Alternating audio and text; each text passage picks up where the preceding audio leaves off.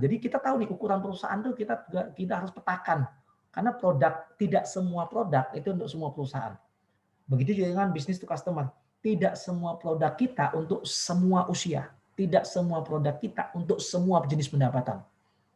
Jadi kalau pendapatan kita 4 juta atau 5 juta atau 10 juta sebulan, itu kita masih minumnya Aqua.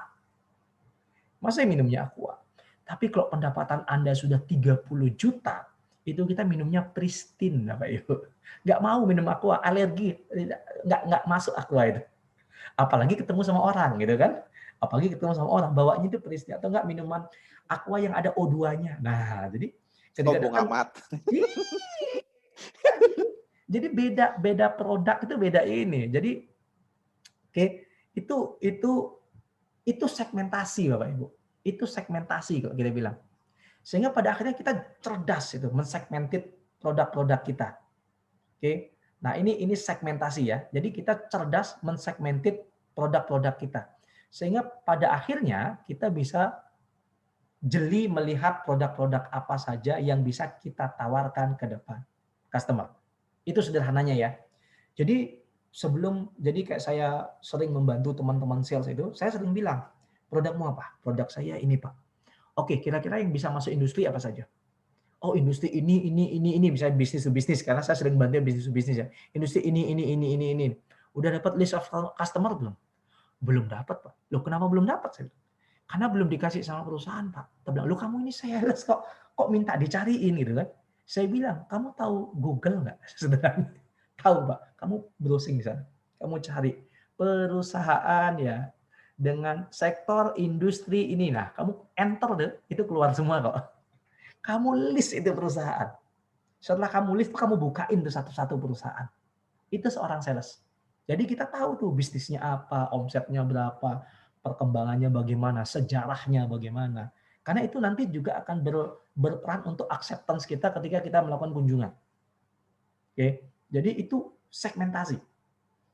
Jadi segmentasi itu kalau banyak orang yang penting kita memetakan, bukan memetakan. Segmentasi itu memilih ya, memilih ya klien-klien mana yang akan kita masukin. Jadi memilih area klien yang akan kita masukin. Bukan hanya memetakan. Tapi lebih masuk lagi kita udah memilih area klien. Kayak segmentasi saya akan memilih untuk industri manufaktur. Itu sederhananya. Nah, itu segmentasi ya. Nah, ketika segmentasi ini sudah terjadi, maka kita akan dapat nih ya, kita akan dapat yang namanya segmented client. Oke, saya akan lanjutkan. Kita akan dapat, nah setelah dari sini ya, setelah dari sini kita akan dapat nih kita akan dapat segmented client nih. Nah, segmented marketnya kita sudah dapat nih. Ada 1, 2, 3, 4, 5. Nah, contoh kayak gitu.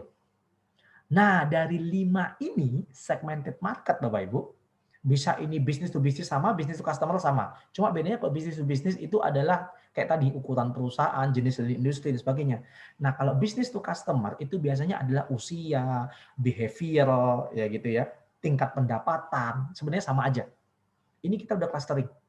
Nah, setelah kita dapat segmented marketnya ini ya, setelah itu yang kita lakukan ketika kita bicara tentang segmentasi itu adalah memilih dan menggrade-gradekan. Kita grading mereka. Jadi nggak selesai di segmented market, tapi kita lebih kepada kita grading setelah itu. Misalnya ini A, misalnya ini ada A, B, C, D, E gitu kan.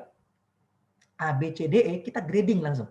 Sehingga kita tahu Bapak Ibu, mana yang akan kita prioritaskan. Grading itu A, B, C itu disesuaikan dari produk yang kita miliki. Sehingga ingat, objektif nomor 1 adalah acceptance-nya tinggi. Itu konsepnya. Ya, setelah kita dapat A, B, C, D, E gitu ya, kita dapat 5 segmented market, kemudian kita grading mereka. Jadi untuk kelompok A itu grade A, kelompok B, untuk grade B itu kelompok C sama E gitu ya. Grade C itu kelompok B sama D. Nah, ini contoh sederhana gitu. Nah, ketika kita punya waktu yang terbatas dan sudah kita segmentedkan berdasarkan acceptance-nya, maka kita akan bekerja melalui di kelompok A. Tuh kita kejar dulu. Ya. Makanya kalau bisa jangan sampai salah milih segmented market. Karena kalau salah milih, celaka kita. Makanya seorang sales harus cerdas, Bapak Ibu.